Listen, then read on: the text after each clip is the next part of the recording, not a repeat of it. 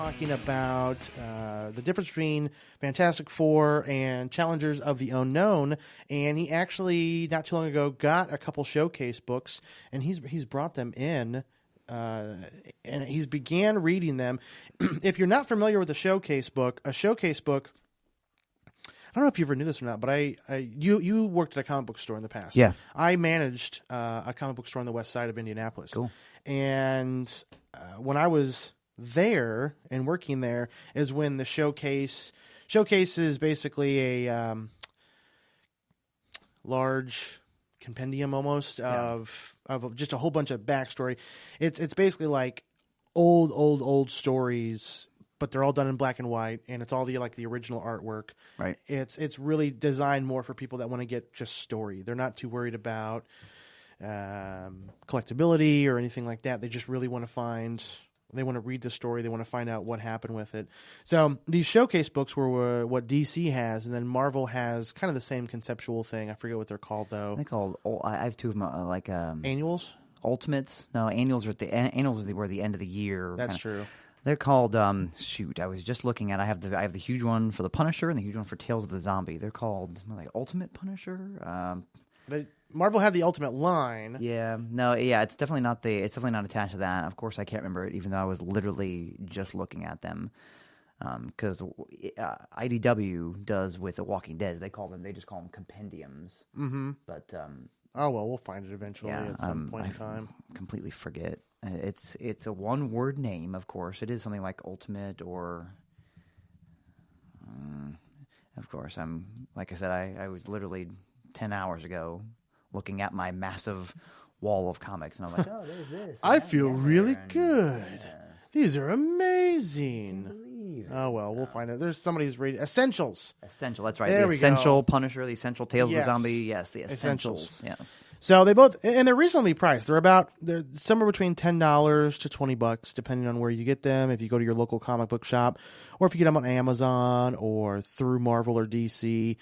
But again, if you're looking for backstory, if you're looking for just, hey, I want to read the first 100 books of the Fantastic Four or the first 100 stories of Captain America, you can definitely save quite a bit of change by getting these and then having them available to read however and whenever you want. But that kind of segued into us talking about some of our favorite story arcs or favorite books or anything of that nature. So I'm going to let you go first because I've kind of been hogging the microphone for a while as I glance through your Challengers of the Unknown. You gotta say it big, otherwise I just Challengers of the Unknown. Okay, it sounds fun. The Challengers of the Unknown. It's from DC Comics. That's almost verging on Casey Kasem. Almost. You were halfway between Casey Kasem and Professor Frink from The Simpsons. You were right in the middle there.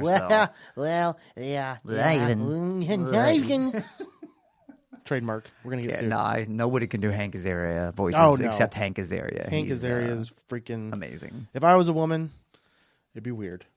All right, favorite stories, favorite arcs, favorite characters, whatever you want to start with, off the cuff. Go. All right. Well, thank you. While I really do, there are a lot of mainstream stuff that I'm into. A big fan of The Punisher. I've always, for whatever reason, The Punisher's kind of struck me as that, I don't want to say anti-hero, but, that vigilante where something has happened to him, and as a result, he's just like, well, this is what I'm going to do and try and stop me. Sure, it's not about truth, justice, and the American way or whatever. It's like, this is my choice. And it's about me whooping up on you. This is it. So yeah, I've long been a fan of The Punisher. X-Men I've read off and on, and the various other X teams. X Factor, for a little while I tried to get really into Excalibur because I kind of had this weird British obsession. So I was like, Excalibur, Captain Britain, there's the British version. But my biggest, most favorite story arc, I guess I would say, in the X-Men is definitely the Phoenix Saga. I was a big fan of that kind of cosmic Phoenix force coming out there. But other than those two, X-Men and Punisher, I tended to gravitate towards the quirkier, lesser-known titles. Huge fan of the Tick. I have all the Tick comic books. Scud, the Disposable Assassin. Big fan. If you've never heard of that, I've got Image printed it. It was what's his name? It wasn't Rob. Was it Liefeld? I can't remember. Of course. Did he have really weird? Were all the characters really badly drawn from like the ankles down? Yeah, just from top to bottom. Okay, well then it's probably Liefeld. Yeah. The premise of Scud the Disposable Assassin is that it took place in the not too distant future where you could get vending machines, get a robot assassin out of a vending machine. Oh, nice. You could pay for it. There he is. Sure. Scud. And when Rob Schraub. That's it, Rob Schraub. Okay. And when the Scud came out, you said, I want you to go kill Susie Jones or whatever. And it took that information and it went and killed her. And then as soon as it completed its task, it would self-destruct. And Scud, wow, before he... I've never heard of this guy before. Scud's target was a really quirky person called Jeffrey. And Jeffrey is not so much even I don't want to ruin too much of it, but Jeffrey's a very unique individual. And when Scud found him, he found that he could not kill him. So then Scud existed with this dilemma because he knew he couldn't kill him. And he also, in doing so, he kind of became self-aware. And he's like, well, if I do kill him, then I'm going to die. So almost turned into that thing where he had to kind of protect him. And it was this very weird thing. Scud's got a little sidekick named Drywall, who's just kind of this character who's got zippers all over his body. And every time he unfolds his zipper, he goes into a different dimension. He can pull different things out. And it's such a quirky story. It only existed for, about 25 or 30 episodes. Or episode issues. I do have the complete compendium at home in addition to all the individual issues. And I think they did like 4 or 5 one-shots called Scud Tales from the Vending Machine, where it was they had taken different marks, Scud Mark III, Scud Mark IV, and kind of showed how the different Scud robots had evolved throughout the years. But yeah, Scud, super quirky, really hard to read because of the way that Rob Schraub drew it. It was just a very not traditional comic book. So yeah, Scud is a very very quirky storyline, very quirky animation. I thoroughly enjoyed it, but that's what I target is things like that. Like I said, the Tick, Flaming Carrot, Zen Intergalactic Ninja, those kind of the ones that you had to work for in the comic store. You had to go to the back, Yeah. It wasn't. You had to get through the Marvel and DC stuff and really dig for what you were looking for. Sometimes special order. Image had, because that's who did it, right? Was Image? Yeah. Image had some good stuff when, because they did Invincible, which was another, I think, Kirkwood. Can't remember. He did Walking Dead. Yeah, Kirkman. Robert Kirkman. Yeah, Robert Kirkman. I think he did Invincible, didn't he? I think so. I always enjoyed Invincible, which they're getting ready to make into a television show. Really? Good for them. And Powers, that was always a good one. I think Image did that one as well. Image has gone through a lot. Image started out a little rough around the edges, but they had great characters with things like the Wildcats, who had their own brief animated show as well. Gen 13. Again, kind of a quirky team. Spawn was, I think, their biggest claim to fame early. Yeah. When what's McFarlane? his name? Yeah, when McFarlane kind of jumped on board that and really kind of made it hit big. Right. That's one of those movies that I always want to go back and watch to see if it's as bad as I remember it. Because it probably isn't, but in that moment, when you're like when nothing can live up to the hype. Yeah. Of Spawn movie, Spawn's super awesome, and then I was like, ugh.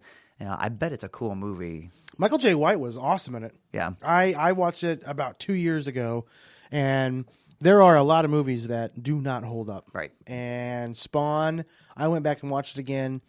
Graphically, I mean, it was mid-90s when they did the movie. Yeah. So obviously there's going to be some differences there. But other than that, it was legitimate. I liked it. I really, really enjoyed it. Now, we'll definitely get back to some more of yours, but I do want to say that go for it. Today's episode is sponsored by Mountain Dew. Yeah. Not really. I think every nerd has got a Mountain Dew in some Every form day of of my fashion. life is sponsored by Mountain Dew.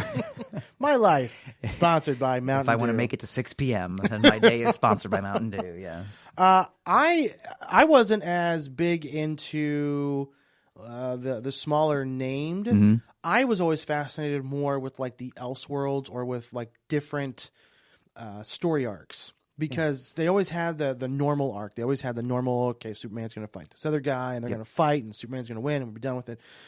So the first story that I read that really, really got me was Kingdom Come. Mm-hmm. And for those that don't know what Kingdom Come is, it was written by Mark Waid. Alex Ross did all of the artwork. If you don't know who Alex Ross is, Get out. yeah, just shut this off right now. Look him up online. Buy anything that he's ever done, and you'll be fine. Alex also gets a lot of crap though from a lot of people for some reason about it's not real or it's too realistic or whatever else. And it's just like, you know what? It's really good stuff. Yes. But Kingdom Come, whenever somebody comes to me and says, "Hey, what do you recommend?" That's the first book that I always say, read Kingdom Come, because it's going to be a standalone book. You won't have to try to correlate that with anything else that's going on. But it's a future look at the DC universe and a future look, is it 40 or 50 years down the road from where we're currently at right now. So Batman's 90 plus years old, Superman's older, but he's given up on humanity and he's like, screw it, I'm just going to go back to Kansas and farm and be done with it. And then this new breed of superheroes, quote unquote, come through, and it's a great story, so I don't want to ruin it for anybody, but it's a very easy read. It's a very quick read. You could easily sit down and read the entire thing in one evening. But the artwork is what always really, really brought me back into it. But that I was navigated more towards that, which kind of segues into my second one, which was Watchmen. Watchmen was a story that it kind of connects your likes and my likes, just as far as it's not a mainstream. Alan Moore at the time was still a relatively unknown writer. Dave Gibbons did the artwork for it, and his artwork fit for what Alan Moore was trying to do. Oh yeah, it was just a perfect amalgamation. And hey, look at that! Yeah. Where that was the book that everybody said would never go anywhere else other than between the cover and the back. Yeah. And of course, the movie came out a few years ago. I enjoyed the movie quite a bit. I thought it was a lot of fun. I think Alan Moore didn't like certain parts of it, meaning a majority of it. Sure. but that's always my second go-to book as far as favorite stories, favorite arcs, favorite characters, or whatever else. Yeah, that one was on my list too. I was about to mention that because, just like you said, it's become much more, or it's come much more into the public spotlight with the advent of the movie, and then obviously there's sequels and tie-ins, and now I think they've tried to resurrect the series, or they're writing a new ongoing series, or they were called Before Watchmen. Yep. So they're expanding that universe, but as it stood, the original was excellent, and that's why I think DC was really good at those kind of alternate storylines. Like I said, Kingdom Come. I remember when I was first reading comics, I went back. This was still, I started early 90s, but even a few years before that was the Crisis on Infinite Earths. Yep. Another great DC storyline. So yeah, I think those alternate kind of storylines, which I think is what led us to also our mutual enjoyment of the Amalgam line, because it's just a different type of thing. On Marvel's end, I was really big into the 2099 storyline, where they put future versions of Spider-Man 2099, Punisher, Doom, Ravage, X-Men, things like a lot that. Of those. So, oh yeah, me too. Yeah, it's very cool, and they've tried a few times to resuscitate those. I actually think Spider-Man 2099 currently has an ongoing series now, and I have a trade paperback of called Time Storm. It was 2009 to 2000. I think it was called Time Storm 2009/2099, and it was, I think they did it back in 2009, where the Spider-Man crossed over with his future self or whatever. I know there's a few games out there for the Wii and Xbox and things like that. Ultimate Spider-Man, I think, where you play the three different. Yep. You play classic Spider-Man, Black Suit Spider-Man, and Spider-Man 2099. So, wasn't there a fourth one? Wasn't there like a? There was classic, there was Black Suit, there was 2099, and then there was like, I want to say steampunkish, but it wasn't steampunkish, but it was like that type of a feel. Yeah, maybe. I can't remember, but. Steampunk, though, reminds me of another good Marvel kind of alternate world was the 1602 series. Yes. I was a big fan of that. And then the follow-up was 1602 Fantastic Four. Those were really cool. Anytime you can take an existing character and put it out of its element. It's sort of recognizable but different. I think it's the same thing in the music world when you have songs that sample old songs or use a beat or use a piece of another song. It just kind of puts a tie there that wouldn't normally you wouldn't normally think it would exist. Absolutely. And if it's done correctly, it's good. Now, as the zombie expert, what were your thoughts on Marvel Zombies? He's grinning really big, which means that he's not gonna like this, but that's okay. I have them all, and I think like any series, it starts out with a good premise, and I think it started out really, really solid. But then as it exploded in popularity and people were really into it and buying the back issues and buying more and clamoring for more, Marvel moved it into a direction where they couldn't sustain the type of story where it was like, hey, let's take an alternate universe and take our best heroes and zombify them. Because then by the end of the first 2 or 3 limited series, everybody was dead. Yeah, everybody's dead or they were done. So they moved it back into other alternate dimensions, and they had. By the time they hit Marvel Zombies 5, I think they were down to the D list of characters. It was Morbius, Machine Man, and Howard the Duck wandering through the multiverse trying to eliminate the zombie virus. And it's it was interesting, but it was never going to be as good as that first. When you strike gold, it's just like movies that spawn sequels. Are the sequels going to be as good as the originals? Rarely, So the first Marvel Zombies, for what they were at the peak of the zombie craze, was a really cool idea, and I do enjoy going back and reading those. They have a pretty good blend of horror and kitsch. They did a crossover with Army of Darkness and Ash from the Evil Dead series, and that's where it started to turn the corner into being. Okay, this is now you're going away from where you were gimmicky. Yeah, right.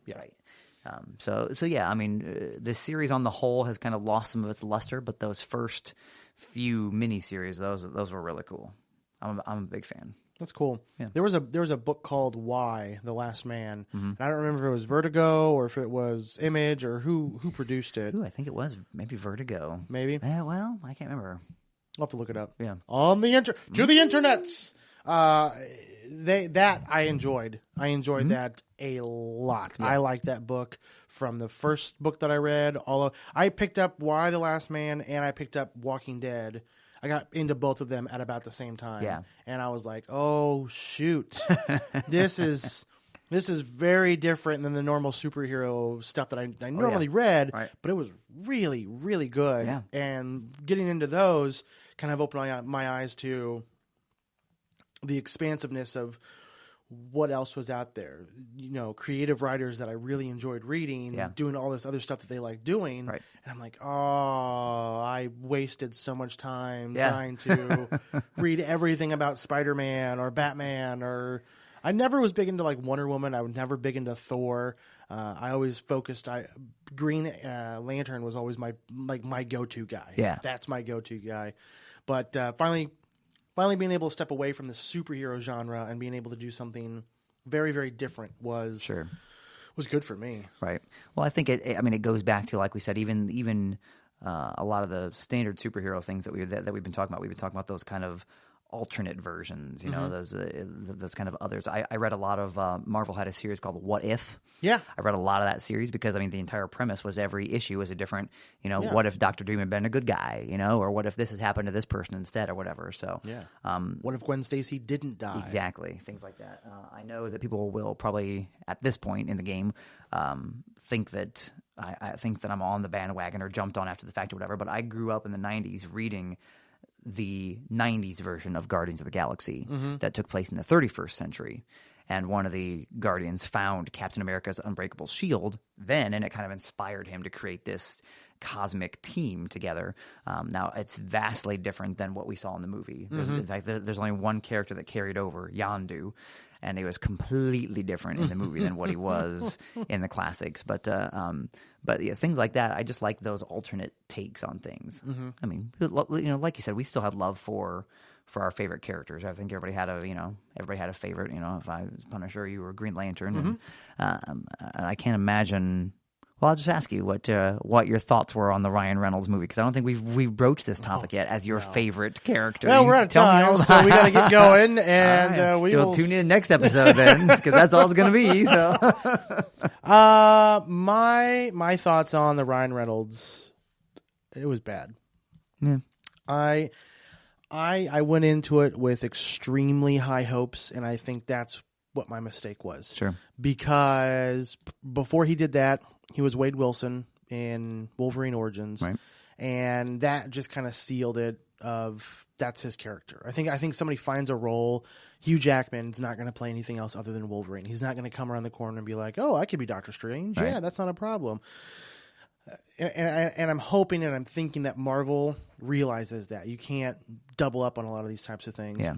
So when he did Wade Wilson, aka Deadpool, Mm-hmm. it sealed it for me that that's who was supposed to be it. The other thing is when I say I'm a fan of Green Lantern, it defaults to Hal Jordan. Like Yeah. that's my guy, because Sure. there's thousands of Green Lanterns, and Hal Jordan is my boy. Yeah. That's my guy, and Ryan's personality is not him. Ryan would have been probably a pretty good Guy Gardner, that just in your face, aggressive, probably make fun of you, want to pick a fight, let's go for it.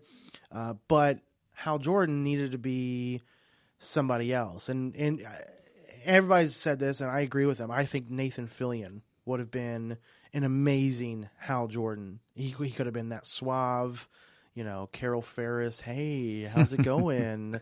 Yeah. Without being that overly Ryan Reynolds-y type of a feel. Right. The other thing that I didn't care for was the fact that in the books, he used the ring all the time. He would do all kinds of random stuff. And he did like 4 or 5 major things with the ring. He had the big fist when he punched the guy in the alley. Yeah. He made the race car track for when the helicopter was going down. That's what pulled me out of the movie more than anything else, was the sheer fact that they took such a different direction that it was almost like they were paying disrespect for what had already been built. Yeah. Now, I will say, seeing all of the core on Oa was awesome. Yeah. That was enough of a reason for me to purchase the movie when it was on sale. Sure. So I wouldn't have paid full price. But I found it on sale, and I picked it up just for the sheer reason of being able to say, oh, there's Tomare. Right. And look at all these different guys. It was amazing. I love seeing all. And then when you watch the movie, you could freeze it and look through there and see, yes, okay, there's an homage to this guy who died and that guy and everything else. And so ultimately, when people ask me what my thoughts are, I was disappointed. Yeah. I was very disappointed. Well, sometimes it feels like, and I'm the exact same way with you. I own the movie, got it for super cheap because I wanted to be able to kind of see the spectacle and kind of check it out on my own time. But I feel like, my 2 major problems with the movie, and I'm not as big of a Green Lantern fan, but from a more casual, fans standpoint, Just a moviegoer's point of view, is that I loved the outer space interstellar stuff, but it didn't feel as grand as it should have. It was like, oh yeah, here's this, this now you're on yellow Earth, skin guy. Now you're on Oa. Right, yeah, he's doing this thing. So, and then like you said, I feel like they changed some of the core principles of the movie to fit Ryan Reynolds instead of finding someone who would fit into what was traditionally known as the Green Lantern, Hal Jordan, and kind of his mannerisms. I felt that they're like, okay, Ryan Reynolds is our guy. Let's tweak some stuff about the character to make it fit what people expect from Ryan Reynolds, or what we can play to his strengths, if you will. So. Right. That's what frustrated me more than anything else, was just the fact that, and I love Ryan Reynolds. I think that he's a great comedic actor, which for Deadpool is going to be a perfect fit. Yep. He's gonna kill it as Deadpool, but as Hal Jordan, no. Nathan Fillion would have been great. There's probably a couple other guys that I'm not thinking of that would have been just as good, if not better, than Ryan Reynolds. But Ryan Reynolds was hot, and they knew that women would go see him, and they knew that all their money and budget went into creating all of the CG core. And that's all they had to work with. Yeah. All they had to work with. Ryan Reynolds is one of the few people who's crossed over not only played multiple superhero roles, but played it for the different companies. With Deadpool, with Marvel, and then Green Lantern with DC. I guess about the only other one is probably Affleck. Now being Batman after having done Daredevil. Yep. Because Chris Evans stuck with Marvel. He switched from he just transitioned. He just grew up. That's all he did. Right. He just grew up, lost his flame, and whatever. But now he's black. Yeah. So Johnny Storm how far he's come, goes from being a white punk kid to a black guy. Although I do give Chris Evans as the actor credit for doing a lot of comic book type stuff without getting pigeonholed, sort of. I guess I haven't seen him in a lot else, but he was he had a really great scene in Scott Pilgrim vs. the World when he played one of the 7 evil X's. It was phenomenal. Yep. But I guess I've seen him in a few other movies. Snowpiercer was very different. It wasn't very comic booky. At least his character wasn't. So there was another movie that he was in that was very comic booky. Oh, I cannot think of what it's called now. I did see a meme online recently, though, and it said it was a picture of 2 of his characters side by side, and it said the moment you realize that this is the same person, and on the left side was Captain America, and on the right side was him and his character from American Pie when he had the whipped cream thong on, and you're like, ooh, yes, well, an actor's got to do what an actor's got to do, and sometimes you got to just be in. No, but he played. Oh, what is that called? Oh, come on, Jared. It was another comic book movie. Yeah. And I want to say it was it right after or right before? I know people that are listening are like shouting the name of this movie. Fantastic Four. No. Oh, I cannot think of it. But basically, there was like a team. I want to say it was maybe The Outsiders, or was it the one where he was like the IT guy, and they were.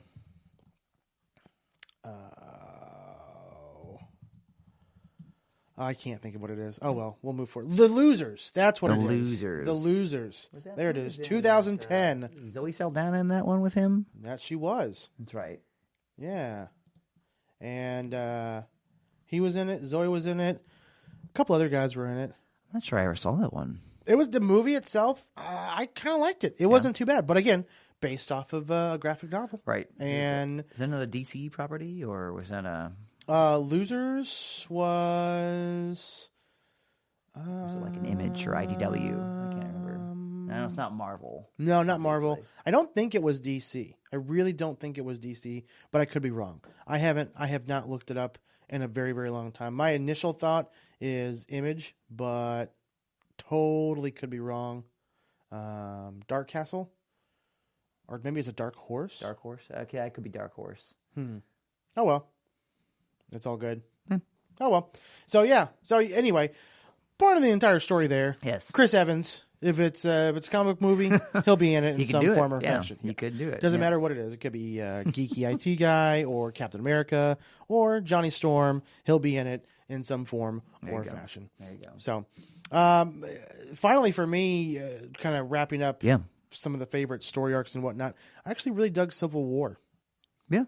Civil War is still recent, so a lot of the aftermath of Civil War they still bring up in books, and I have all the books, and I'm anticipating that if they do a Civil War movie, that I will be selling probably some of my books because they're all in mint condition. There you go. And when I bought them, I bought like 2 or 3 copies of each, and they're just sitting in bags and boards, just waiting, ready to be sent out. Just waiting. I'm a big fan of Steve McNiven.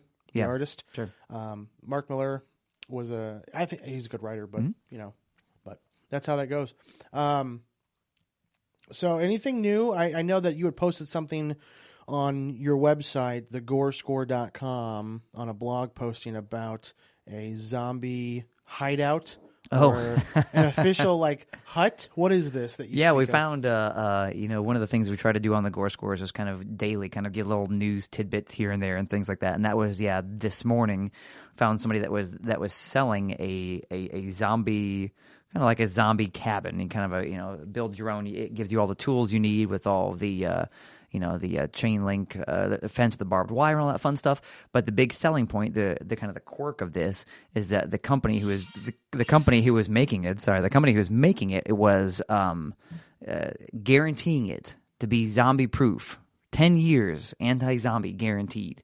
And just my biggest, obviously, probably everybody's biggest funny thing with that is that if the zombies do happen and it's not zombie proof, then it's probably too late for you to make a claim to a company that still exists in that world who's going to give you some money back. So have they ever built one of these before? That's what it was kind of vague on the website. I think they are selling them as kits to people, and people can take, like wilderness, survivalist type of people, and people can build their own, take all the tools and build it themselves. All the pictures on here are very CGI. I don't think anybody has like an actual demo kind of setup, but I think that's the thing, is if you're going to pay this company the $11,000 or whatever, they will send you everything you need to build it and the blueprints to build it yourself and make it zombie the $113,000 price tag. Yeah, what did I say? 13,000? Yeah, I forgot the one. That's a huge. That's a huge discount right there. Yeah. So let them know the Gore Score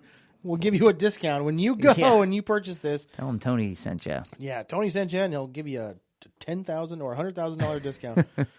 It'll cost you an additional $21,000 to add installation, and then $3,000 for security cameras and $5,600 for solar panels. Yeah, minor details. Well, probably not the solar panels. You're probably going to want those. Why would you want a water cannon? A water cannon? Yeah. Something that you put on here was that there's a water cannon option. I mean, if you look online, by all means, go to the gorescore.com and you'll see it in their blog section. But it's like the most simplistic design ever. It's literally like, here's a really cool over-the-top treehouse that you do on the ground, and that's about it. That's literally the extent of what's on there. There's a space that you could stack up food and everything else. But if you're a survivalist or if you're a end of dayer type of a person, you're going to have a lot of this stuff already ready to go. And I don't know about you guys, but if I'm trying to prepare myself to block out zombies, I'm not putting up a wooden wall. I'm going to build concrete everywhere. I feel like anything, and a moat. Pretty much have a moat. Yeah, anything on land is going to be an issue. I was just talking about this with my wife Emily just the other day. We were talking about our ideal zombie survival plans, and that's this could be a story for a whole nother episode. But anything on land runs the risk of being overrun. It's as simple as that. We saw kind of the World War Z movie address this a little bit, where zombies just pile on top of each other and pile on top of each other, and they can make a pile of zombies 50 feet tall, they don't care about each other. They're just going to keep going up and up and up. My ideal defense obviously would be some kind of a tanker or large ship at sea that is equipped with gardening equipment and solar panels and things like that, because that's really the only place you're truly safe, is if we're under the presumption that zombies don't float, because they're not made of living mass. They're going to sink to the bottom and walk along the bottom of the seafloor or whatever. You go out some places a couple miles deep and you're probably going to be good. Until they figure out how to drive a boat. Right, yeah. And then when zombie race boat drivers start coming out, then we're all screwed. We're all in some major, major trouble. Well, that was just interesting. Yeah. That was I saw that when you posted on Facebook, and I was like, yeah, I would never spend $100,000. I can't the cost imagine of my anybody house to build another house. No, I can't imagine anybody who would. That's kind of that was part of the quirk of putting it on there. But certainly, if anybody out there is listening and you've bought your zombie cabin, please drop us a line and let us know. We need to get like a show email or something, so people can or show Twitter. People can reach out to us and absolutely, and give us some hits. Well, by the time this one hits, we will have one. Yes. So email us at geekstuffoffthecuff@gmail.com. Yeah, we'll the chances of that email being taken already, very, very slim. So geekstuffoffthecuff@gmail.com. We'll come up with a Twitter handle. It's 15. They max you at 15 characters. I don't know, something like that.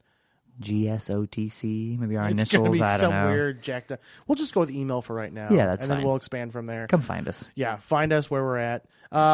We are in process right now of talking to the conventions that are going to be coming because we would love to come out there and do some live recordings with you guys. Talk to you all about what you guys love, geek stuff that you guys enjoy, if it's artwork or writing or zombies or music or whatever it is that just kind of get you excited about, you know, waking up and moving forward with your day. That's kind of what this show is all about, is just talking about passions that we have. We're excited about having guests coming on. We're excited about bringing some different people that have influenced us to the show and talking to them about different things. Ben Affleck, I know he'll be on soon. Absolutely. He texts me every other night. He's like, "Hey man, when am I going to get to come on the show?" So I'm saying, needy. "Listen, dude, you got to chill out. You just need to focus on Batman, and then we'll be perfectly fine." And Clerks 3, if he's going to be in that. I don't know if he is. Do you think you will? I don't. I don't know. With Kevin Smith, you never know. It'll be some weird random. It's like Seth MacFarlane and Ryan Reynolds. Ryan Reynolds is like in every one of Seth MacFarlane's movies, but he doesn't have any lines. Right. So he just shows up. He's just there. Yeah, and he's just there. Did you ever see A Million Ways to Die in the West? I haven't seen it yet, no. There's a scene where they're in a bar or whatnot, Yeah. and Ryan Reynolds just basically stands up and he's getting ready to say something, and then he gets shot. That's really funny. And that's all that happens. It's awesome. But he's in the movie, so I guess he gets paid something for that. I would imagine. Yeah, but Kevin Smith's daughter. Have you seen his daughter lately? No. She's grown up. Yeah. She's like an adult now, and it's weird because I remember when he first had. I am not close, by the way, with Kevin Smith. I don't know him personally. I just know him through his movies and through his podcasts and through everything else that he does. Yeah. But I remember when his daughter was born, and Harley. Yeah. And now she's like an adult. It's crazy. Or she looks like an adult. Yeah. And I'm like, what? Where does just happened? Right. Where does the time go? It's getting weird. That's all I'm saying is it's going to get weird. So, questions, reach out to us via email, and we might have a Twitter handle at some point in time, or you can reach out to us through Facebook. You're more than welcome. Do a search for Amalgam Podcast Network. That is where all of the podcasts are going to be located underneath, and we will see you guys next time. All right. Later.